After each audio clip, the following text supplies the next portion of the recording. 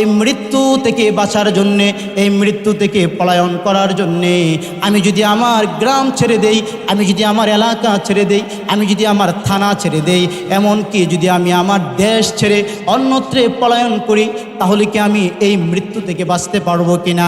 আল্লাহ রাব্বুল আলামিন উত্তর দিয়ে জানিয়ে দেই, নবী আমার আপনি আপনার উম্মতদেরকে জানিয়ে দেন, কুল লা ইয়ানফাউকুমুল ফিরারু ইন ফারারতুম মিনাল মাউত। আল্লাহ তাআলা আমাদেরকে উত্তর দিয়ে জানিয়ে দিলেন, রে বান্দা তুমি আমার কাছে জানতে চাইলা, তুমি যদি তোমার এলাকা ছেড়ে, তুমি যদি তোমার গ্রাম ছেড়ে, এমনকি তোমার দেশ ছেড়ে পলায়ন করো মৃত্যু থেকে বাঁচার জন্যে, ওই মৃত্যু থেকে তুমি বাঁচতে পারবা কিনা? আল্লাহ তাআলা আমাদেরকে জানায় দেয়, قُلْ لَنْ يَنْفَعَكُمُ الْفِرَارُ إِنْ فَرَرْتُمْ مِنَ الْمَوْتِ أَوْ الْقَتْلِ। থেকে বাঁচার জন্যে তোমার এলাকা ছাড়তে যাচ্ছ, যে মৃত্যু থেকে বাঁচার জন্যে তোমার দেশ ছেড়তে যাচ্ছ, তুমি যেখানেই যাও না কেন, যেথায় তুমি পলায়ন করো না কেন, তোমার পলায়ন মৃত্যু থেকে বাঁচতে কোনো সহযোগিতা করবে না।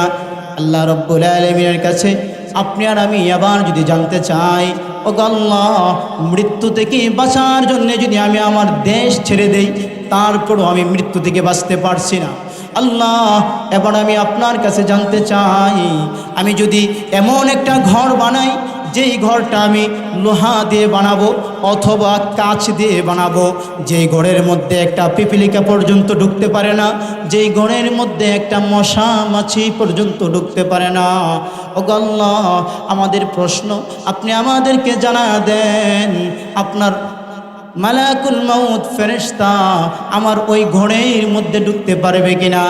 আল্লাহ তাআলা সূরা নিসার ৭৮ নম্বর আয়াতে উত্তর দিয়ে জানিয়ে দেয়, আইনামা তাকুনু ইউদরিকুমুল মাউতু ওয়ালাউ কুনতুম ফি বুরুজিম মুশাইয়াদা।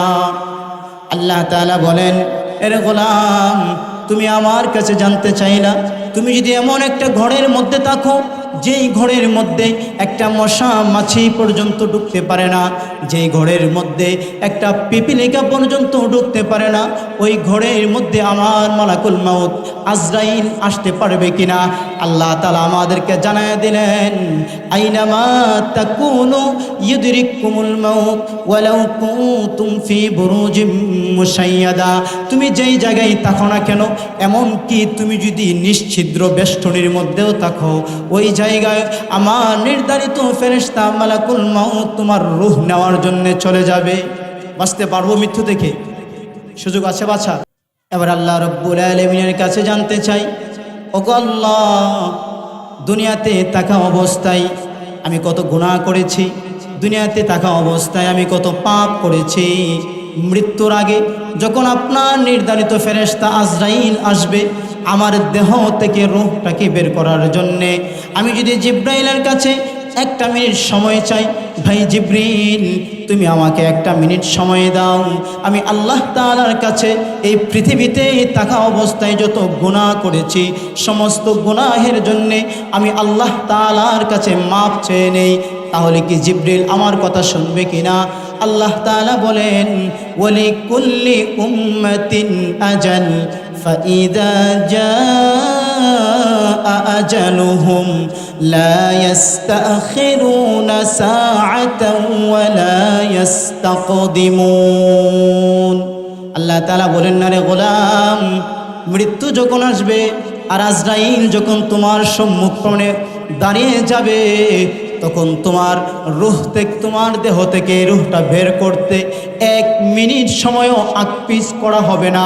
তোমার জন্য একটা নির্দিষ্ট সময় রেখে দেওয়া হয়েছে, তোমার হায়াতের একটা সময় রেখে দেওয়া হয়েছে। তোমার সময় যখন ফুরিয়ে যাবে 1 সেকেন্ডও এদিক সেদিক হবে না। তার মানে এই আলোচনা থেকে আমরা বুঝতে পারলাম, ওগো আল্লাহ তাহলে মৃত্যু থেকে বাঁচার আমাদের কোনো পদ্ধতি নাই, মৃত্যু থেকে বাঁচার কোনো শরত নাই।